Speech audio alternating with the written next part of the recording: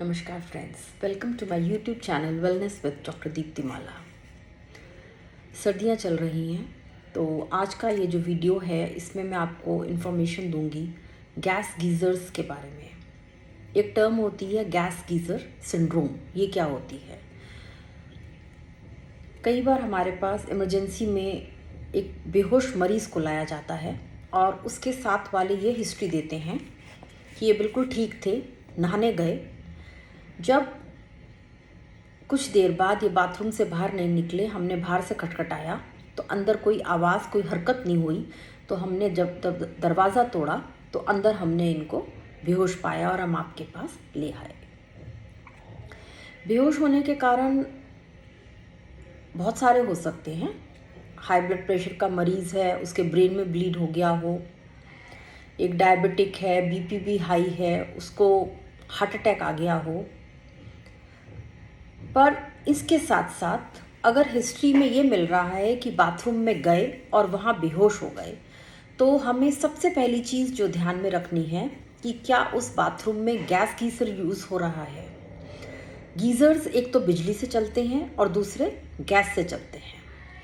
तो जिन बाथरूम्स में gas geyser लगा होता है, यूजली क्या होता है, बाथरूम्स छोटे होते हैं, उनमें हवा का आना जाना कम रहता है। स्पेशली सर्दियों में एग्जॉस्ट फैन भी नहीं चलाते, नहाते समय बाथरूम बंद कर लिया और अंदर ही गैस गीज़र है। तो उसमें क्या होता है, उस क्लोज्ड एनवायरनमेंट की ऑक्सीजन को जो गीज़र है वो कंज्यूम करता है और कार्बन मोनोऑक्साइड गैस को निकालता है। उस कार्बन मोनोऑक्साइड को जो वहाँ पर इंसान है वो उसको इनहेल करता है। कार्बन मोनोऑक्साइड गैस की खासियत है कि ये ओडरलेस और कलरलेस होती है। उसका रंग भी नहीं है और उसकी कोई स्मेल, कोई बदबू भी नहीं आती है। तो वो उसको इनहेल करता रहता है। 5 मिनट से ऊपर इनहेल करने पर उसको चक्कर आने लगते हैं, जिसे डिजीनेस कहते हैं।